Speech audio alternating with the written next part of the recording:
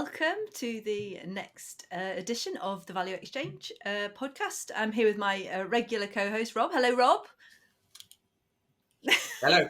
Purposely not speaking, as always, just to disrupt me.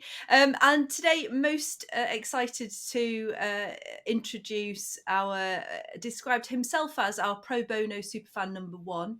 Mr. Steve Latchem, I'm going to just hand over to Rob to give a little bit more background on Steve. So, Rob, tell us about Steve. I've known Steve for yonks since Capita Talis days. So at one time or another, Steve has worked on and off for Mastek, and Mastek did the super duper job on the London congestion charge, where it was a big .NET project, and he got Capita out the doo-doo on some big architecture thing there.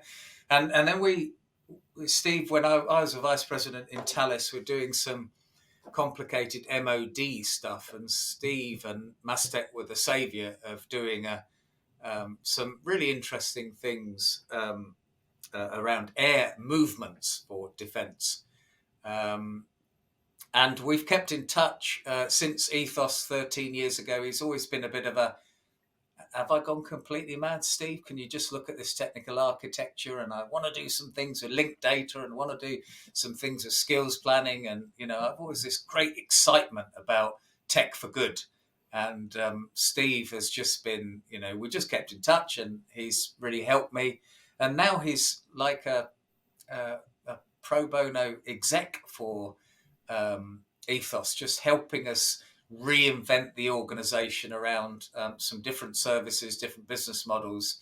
And I've always wanted to interview and have a discussion with Steve about his style of leadership, which I've always called servant leadership. So I'm just delighted to have you on today, Steve. And I know that you're probably one of the most modest chaps that I know, which is not usual, but everybody's like blowing their trumpet. But I'd really want to just, how did you get here? Just a little bit introduction, and tell us about you, and no need to do it in a sentence.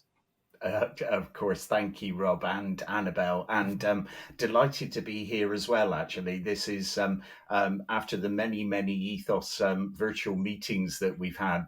This is a recorded one, so I will be careful with political correctness and Oh no! Tamp down a little bit of the humour, maybe. But only slightly. Steve Latchem. I'm as mentioned. Pro bono super fan of Ethos, and collaborated with Rob and supported the mission of Ethos for the last pretty much 13 years. Rob and I first interacted in 2004, so it's not that far away from a couple of decades. I'm perhaps one of the most fortunate technologists in the world, because I left school at 18 at the end of sixth form college, thinking I needed to earn some money rather than necessarily doing university. I've not been great at written exams and that kind of traditional educational process, and got a job at NatWest by attending NatWest jobs in Bristol city centre, initially in their motor insurance division. But where I got lucky, and luck and fate often coincide, is that at that time NatWest were building out their newly formed IT department, and my glorious CSE 1 in computer sciences was sufficient to pass the bar to join that department. So that is still my most high, if you like, educational accreditation in IT. I've got lots more since, but that 12 years at NatWest was amazingly educational. Not much money, but lots and lots of training. So through object orientation, joint application design, service orientation, client server implementations, I basically learned to tradecraft in IT, but in real experience in the trenches. After those amazing 12 years, I realised that actually NatWest Pay probably wasn't going to sort the mortgages and the pensions and all of the other aspects in a long-term career. So stepped out into consultancy with WS Atkins and then Select Software Tools, where I travelled all over the world, basically engaging with pretty much every domain and sector in technology, process, implementation, and evolving into contemporary tech. During that journey, I was fortunate enough to be involved in international standards definition with the Object Management Group, collaborated on 4 books on process architecture and technology, and then moved into, as Rob mentioned, Mastek, which is an Indian service integrator, but formed in India but grew up in the UK over the last 3 decades, specialising in software engineering in the contemporary and bleeding edge technologies. So I discovered a whole new culture during that journey with the Indian enthusiasm, entrepreneurship, and genuine collaboration and high speed delivery of technology, often 100 miles in the wrong direction if you didn't keep your eye on it, because the enthusiasm and agility can drive a long way the wrong way. And it was during that journey that I first started to, if you like, assimilate one of the core principles of agile delivery, but also an age-old premise, which is also taught in the Defence Academy, lead to serve or servant leadership. And one of my former bosses, Sudhakar Ram, who's sadly no longer with us, educated me in that servant leadership principle, which was ultimately, from a moral compass perspective, it's not all about me. The best, if you like, outcomes are about educating, supporting, mentoring, and growing your team. This led through to actually my 5 years at the Ministry of Defence, where as a civil servant, the clue's in the name. Servant leadership is about collaborating and growing together and using quite austere resources to drive really disruptive outcomes, from cloud computing to intelligence analytics through to weapon systems, command and control, and payroll expenses, and desktops and desktop builds. And that 5 years was an amazing journey for me and put me, I think, on mission in terms of supporting not only the UK sovereign interests, but the interests of my team.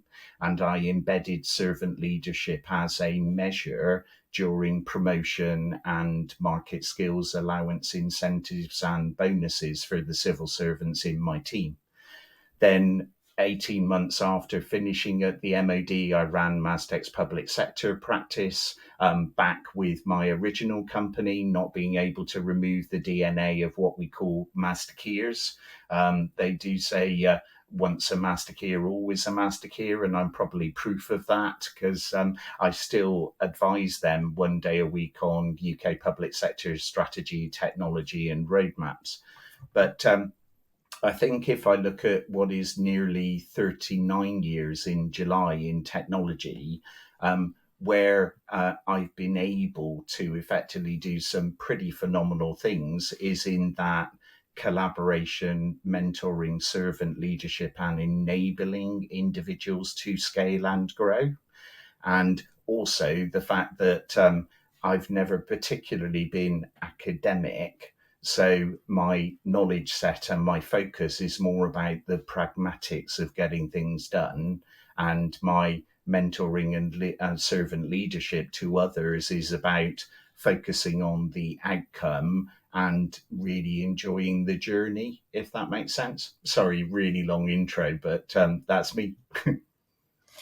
No, I'm really disabled in terms of throwing questions at you, because my mind's all over the place. Annabelle, do you have one? While I just no, but an observation. I'm sure you've introduced yourself to me before, Steve, but I feel that was perhaps a little bit more in depth than I'd heard before, and I'm always interested. I'm thinking a grade 1 CSE was probably as high as you could get in computer science at that time.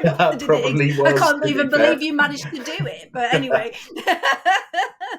which is good, but I just quite an inspiring story of, you know, just because I would position myself as not academic. I went to university, but I was never you know, I just don't have that academic bent. I'm much more practical, much more I want to learn through doing stuff, and that's my style. So really inspiring. So thank you is what I want to say for sharing that.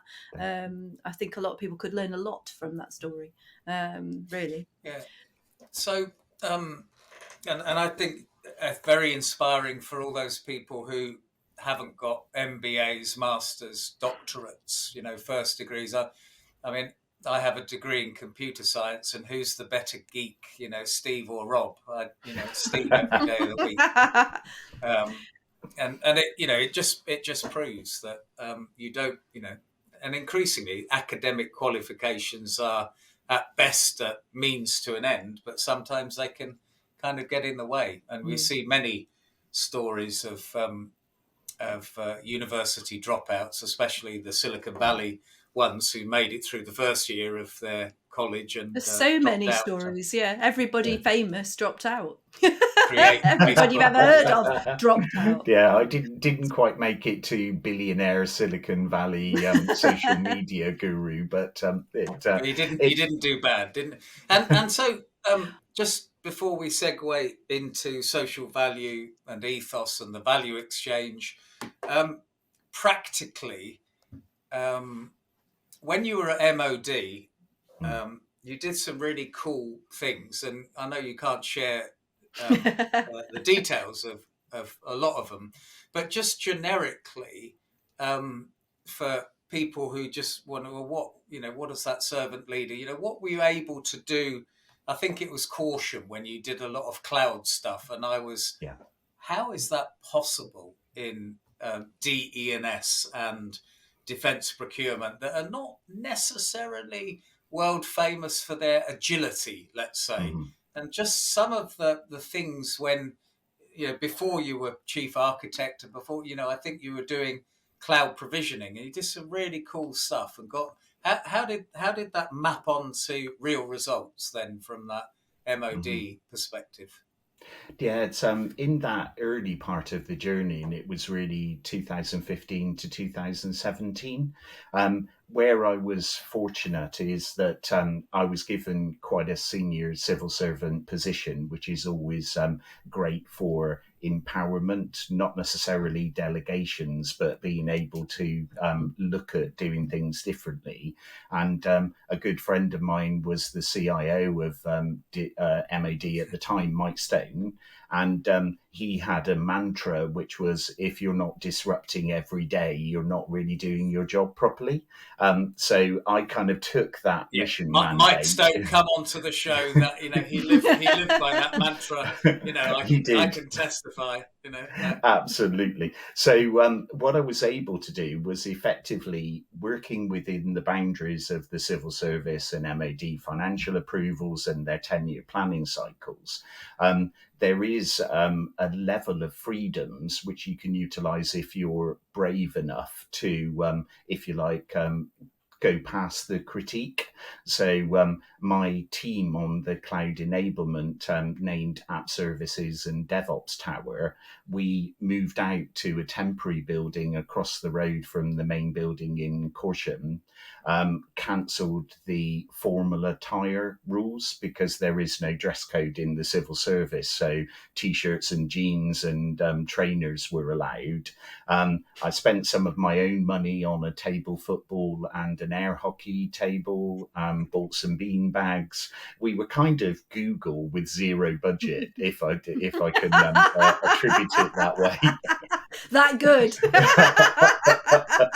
And I've got Google on a budget here as a tennis ball, if anyone wants a little squeeze while they're working. And what we also did is, as a head of function, and this was the engineering function, which only had a few people in it, so my team was the first one that developed that.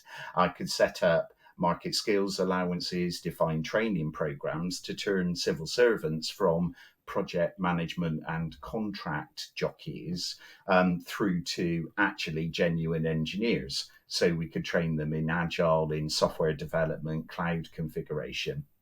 And what we also did, and these were the ones that caused a little bit of a ripple in the, if you like, approvals and finance folks, is defined a mission statement, which was broadly 3 or 4 things. Every voice is heard, we collaborate together, trust and keeping our promises are critical. And effectively, despite all of the constraints of billions and billions of budget and all of those processes, we would always focus on what was the outcome for defence that we were striving towards. In one of our first sessions, all hands, as we scaled from 6 people to nearly 130, we instigated a thing called the Duracell Bunny Award. Now, that it was called the Duracell Bunny because one of my good friends nicknamed me that, because I kept on going and going and going at everything we needed to do and how we could come together to achieve those outcomes.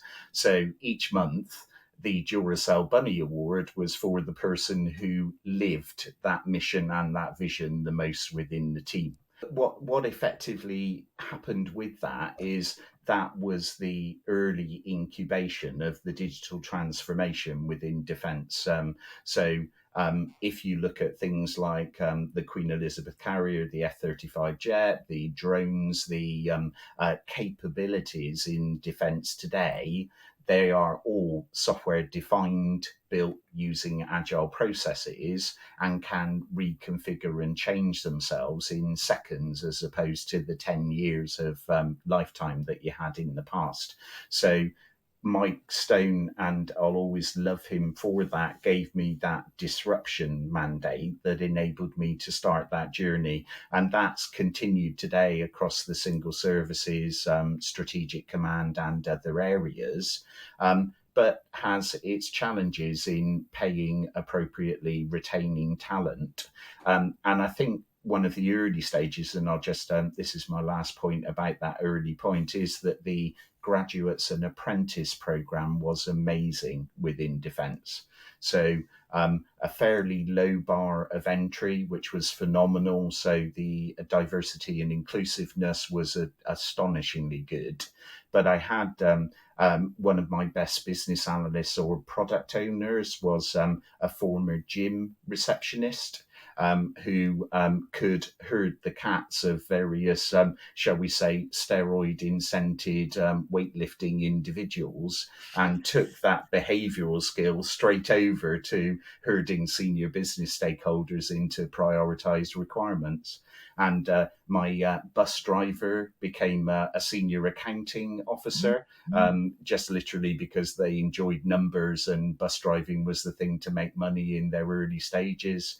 And the project manager, who was a former veterinary receptionist, who just prioritising customers every day, learned how to manage a daily burn down chart and an agile process and other aspects. And I think that was one of the things I learned, a phenomenal lesson there from the servant leadership perspective. Behaviours are the things that people have by nature. Technical skills and approaches and digital outcomes and other things can be educated from that core moral compass and behavioural capability, for sure. So you've given us a really inspiring story on education. You've given us a really inspiring, and this is not a webinar to encourage everyone to not get educated. Especially my children. Let's not Especially do that. my children. Note to my children. And an inspiring story about culture in the workplace, and particularly civil servant, public service. but a lot of what we've done on these videos is holding a bit of truth to power and kind of looking at not just going good, click, like, but going, that the other side of it is not, the other side of the fence is not all glitter and fantastic examples, and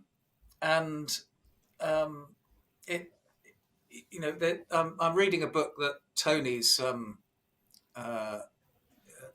recommended called the Big Con, which is about the hollowing out of government and organisations through big management consultancies, in particular, the sort of likes of McKinsey or EY, our former employee Annabelle and I, leaving, particularly in the context of digital skills, core competence, big organisations without that sort of core competence of doing a lot themselves and having to employ third parties to do delivery work that you might consider to be in the run of, being a local government, a central government, a MoD. And certainly from my experience of being on the outside of public service, I've seen too many civil servants who are kind of the opposite of that culture. They don't want risk. They want to turn up and they don't want to disrupt. They don't want to innovate. They don't want to take any risk. And almost, I could take a different angle to the story you've said, which is actually the majority. You're the exception there rather than the rule. And I think a lot of what you've embodied in the education story and the work story is kind of what we'd like to do with value exchange. Wherever you are, whoever you are, whether you're out of work or in work, to empower people to just be their best selves, and whatever that is. And I know we recruited 65 young people during the pandemic and gave people without education an opportunity to work. You've mentored and helped a number of them. They come back to, wow, Steve is just amazing. But you in this servant leadership, you've helped a few of our young leaders. You've also said to me, you have to be careful to look after yourself. You're not your words, but sometimes that giving approach, you can feel a bit exhausted, and you kind of how have you managed to be resilient in the face of maybe there's a lot of culture in civil service that's not got the ping pong ball or the squeegee ball or whatever it is, or you've given too much and you've gone, hey, I've got to be careful here. How do you? That's a very long question. How do you manage the downside, Steve, of it's not all like, click, fantastic. No, very true. So I think so. One of the things, and we've had this conversation before, Rob, is that I think my mum instilled in me this pleasing and completer finisher nature. So in essence, I like to please people with what I can do for them and help them, and I almost measure myself in terms of how I've enabled others. Now, that is incredibly valuable for me personally because of my natural, if you like, motivation, but can be abused as well. It's they do say always ask the busiest person in the department if you have a highly urgent thing to do, and it's genuinely true. They're really busy because they run asynchronously against a lot of completer finisher activities. And what I found a few years ago was that I didn't have an off switch. So 60, 70 hour weeks with massive asynchronous levels of task. And that effectively was one of the catalysts for me switching to part-time advisory work, because if I took on all of that servant leadership demand signal and found it really difficult to say no, I had to flick a switch in my head so that I can't do that, because I've set some guardrails around the way in which I can support. But if you talk to Jane or Mary or another individual in the company. They will have something that can help for you, and I'll do what I can later. So it is something that has to be within the bounds of your own work-life balance parameters, and mine have always been in the wrong place. But thankfully, the last 2 years, my 2-ish days per week, which equates to about 28 hours, is half of what I used to do, but still quite a full week in its own right, but much easier for me.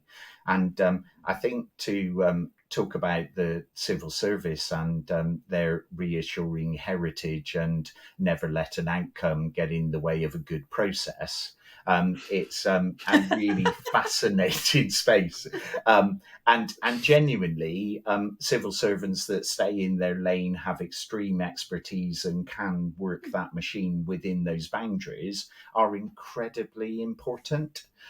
Because the machinery of government is complex and probably defines Gartner's multimodality in perfect definition, because there are slow and careful and high risk things that need to occur in a highly governed process.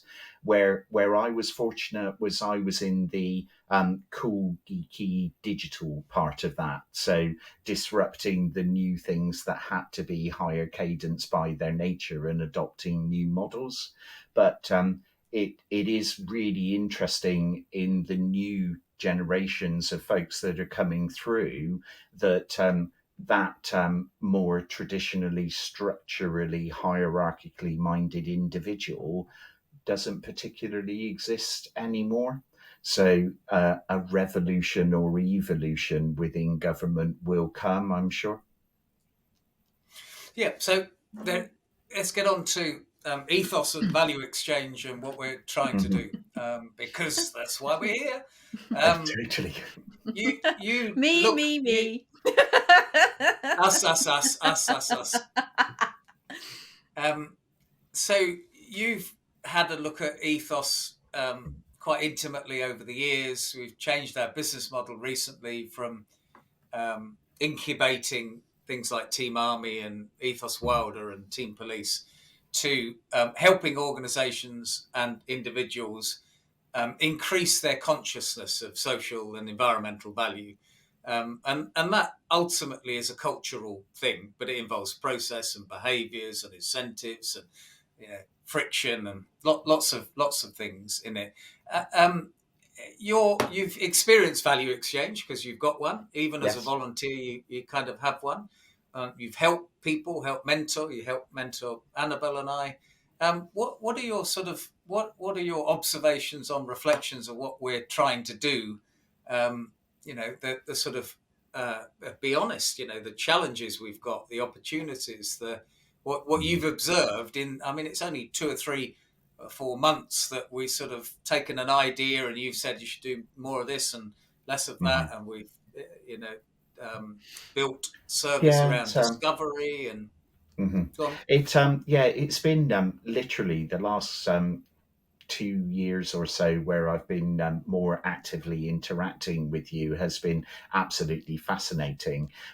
If you start with the value exchange, that's probably the most effective format of servant leadership conversations that can occur.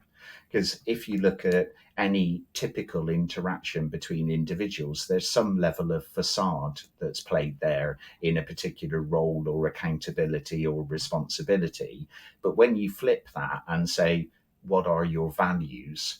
What motivates you? How do you, if you like, get out of bed each morning doing the role that you do? And to some extent, that opens up between those values, you have a genuine human connection that talks about motivations and capability and genuine feelings and genuine background. And I think that core of the ethos mission ripples out to all of the things that have happened over the years. Now, the transformation that's happened in the last year is that through the journey of creating Team Army, Team Police, the Wilding projects, the Smart City projects, you have sharpened the sword of implementing ESG social value for real. And whilst that can scale, but is quite hard as a small to medium enterprise because funding's difficult, Brexit, pandemic, austerity, inflation, all of these impacts get in the way. Any large organization is at best greenwashing or social washing their procedures and initiatives with some KPIs and planting some trees to counterbalance and making charitable payments as opposed to looking at genuine value creation. So the value exchange supplemented by the education and experience that your journey has taken you through is the opportunity for the discovery consultative approach and experiential sharing of the Ethos mission to organizations large and small. So I think, like me as a servant leader in technology, Ethos is a servant leader in ESG social value. You have the t-shirts in the wardrobe, you have the lumps, bumps and roller coaster ride of that journey. And the payback, pay forward of Ethos is now effectively helping organizations to genuinely achieve significant and impactful outcomes. Yeah, interesting, because we've probably done value recognition. You know, I wouldn't say thousands, but many, over 1,000 times over the years, and the 65 young people, we employed for 6 months. So people at sort of the bottom of the food chain entering the job market. We've more recently started doing it for really, really senior chief execs, and it's amazing and wonderful to give somebody an impression, or not an impression, an opportunity to say what it's like being them as a whole person, from values, beliefs, and how they engage. And NHS chief exec or a senior partner in a big four consultancy, or chief execs of charities, and they're really valuable. And I think people are kind of like quite shocked by having an opportunity to talk to other people about their story.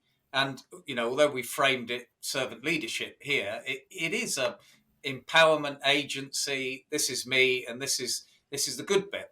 And value recognition is always that kind of social bit. But it does feel like on the helping organizations that we're really at the start of a journey rather than at the end of commoditizing this sort of approach for organizations, because I don't think that there is a lot of consciousness about what that social value might mean for local communities, for a workforce, for beyond a sort of HR scheme of flexible employment, which might say, okay, well, we give you a coffee break here, or you can have a snooker table to de-stress or whatever. I think it really interesting in linking your story, which didn't start with Value Exchange, but with where you are now, the helping with Ethos and the work that we're doing on Value Exchange. Any questions, Annabelle? Well, you're on mute. So Steve, I think it might be a dog just making noises, so I just muted myself. Fair enough. I'm sort of interested, what Rob's just described, and I think I'm viewing the challenge is that I feel this is all bleedingly obvious, and people should be thinking in this way, and we can move some really quite urgent and important things forward if people would just shift their mindset, put themselves at the center, which is very optimistic of me, I think, to assume that people could just do that, because I don't think it's necessarily something that they have time to even consider. So I'm interested, Stephen, in at what point for you did you just go, okay, right, this is just a much, this is when when the shift happened, and I thought, actually, this is I need to be thinking about these things. I need to be thinking about myself, my impact on my immediate circle, and then what does that mean, taking myself, my opportunities, into my organizational context? Because I think that's what we're about. It's not it's not about convincing people to leave their jobs. It's about helping them understand the influence and impact that they're having through what they're doing, and they may be happy with it, they may not be happy with it, but they need to. I feel everybody needs to get a handle on that for themselves, because they will have a lot more happy people doing a lot more things that, one, are socially valuable, and two, that are meaningful to them. And that can be anything. There's no rules for what that can be. It's individually driven. But God, it's really interesting. You've got me rewinding my entire life now to work out when that switch flicked That's over. the idea. But let's and I'm probably going to psychoanalyze myself too much and have to go into a darkened corner with a wet towel around my head later on this evening. But oh no! So if you rewind to the time when I started in IT.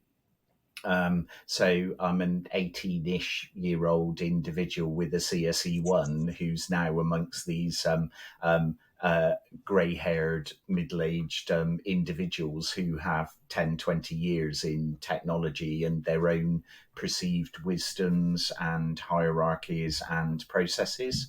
And something I always say actually about IT is common sense is not as common as its name might suggest. So effectively, shareholder value or customer assumption or technology, if you like, preferences jump all over the place, and hugely, sometimes aggressive opinions occur. And I was this pragmatist with a good dose of common sense instilled by my mother and my father, who wanted to say the emperor's got no clothes, but wasn't brave enough or senior enough in those days to effectively make that shout. So effectively, you turn into the open, questioning, understanding motivation and understanding the problem sets to then replay that with possible alternatives and then backing off really quickly when someone shouted.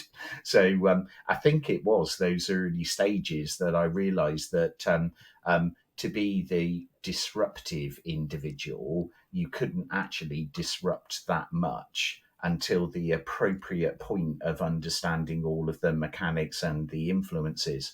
And I think ESG and social value has the same challenge because it's popular and mandated across government procurements. And it isn't a natural instinct to consider that the mission of the organization should be more about the lasting value it provides as a result of receiving all this money. And that's not a shareholder or an employee. It's actually about the big wide world outside. And that mind shift is not very straightforward for any organization. And that is, that's so profound, that insight. So profound, because when we do value exchange with anyone, whether we've known them for years or not, or because we're essentially doing value exchange here. That's why it's called the value exchange. A good session would just quickly get to a level of trust. We're just having a chat. Nobody's got some hierarchy or stake or axe to grind. And then people will just get back to, I grew up in Scotland, I always thought this, and then that, and then, because there will be things that shape life and shape the story. And it's why, I rather geekily said, if we can take the world of explicit knowledge and make it tacit, tacit knowledge is that knowledge that you can't write down on a web form or a process, but it comes out in coffee conversations, and that actually the social and environmental value is about raising that level of awareness. And actually, the more we kind of can talk and, but not just be grumpy and aggressive, because that, maybe we don't serve anyone, which is why in thinking more recently about Ethos's mission, we're expressing it as being able to out more and more stories. Is that a grumbling dog in the background that we two snoring dogs have lined up behind me here. I had to check it wasn't my cat. She's not in the room. Bless them. I've sent many more interesting guests to sleep, than the snoring dogs before. But it is actually, I love what you just said there about just, if you can't do the emperor's clothes, let's just talk. And what that talking and that, honest conversation is raising a consciousness about, well, what do we mean by social value? What do we mean by helping people? And I think that there's a question on that, just to maybe, I don't, just if we haven't gone far enough and it's like, lie down. Just, I wanted to talk about helping people in the context of, reciprocal. Some people say, I scratch your back, you scratch mine. But so there's sort of that direct reciprocity. But in a family environment or friends, you would often do that without expecting anything back. You just help people because pay it forward, or you just help, So it could be indirect reciprocity, where you're kind of helping people, you don't, and maybe you don't have to know them, maybe you don't have to like them, maybe you don't have to, actually helping people is a sort of human DNA that, within the bounds of your own well-being, do you have any filters when you help people? Do you, you don't go looking for it, but what's your architecture? That's a big word for helping people. Do I have a gatekeeper or a mental block that a little shuts switch it down? that says, It's interesting, actually. I think my initial response is always to try and help, be that deferring and suggesting some other people that they might speak to or something that they might look at. I think if someone takes that help and then tries to damage me or hurt me as a result of that help being provisioned, that would be my mental block. And that has happened in the past.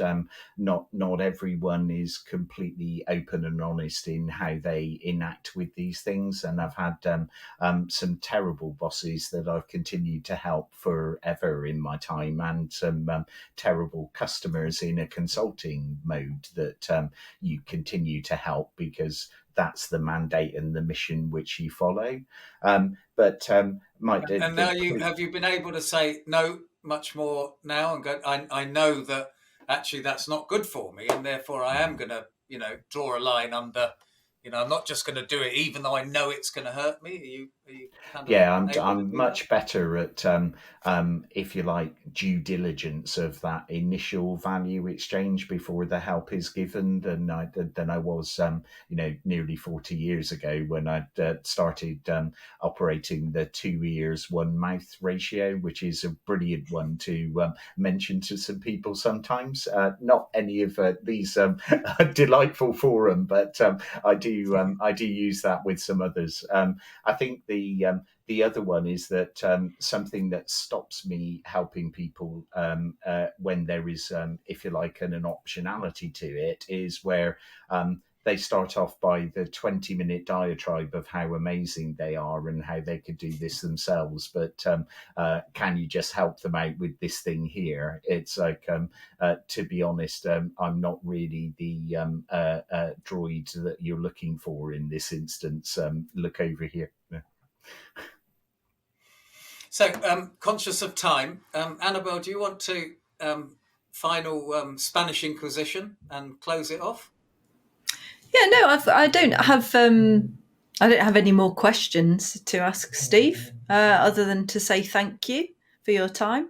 Right at the beginning, I sort of you again opened my eyes to the diversity of the role that you had at the MoD, dealing with the cleaners over here to the technology at its most complex at the other end of the scale. But no, nothing more from me. Rob, do you have anything? Steve, do you have any closing words?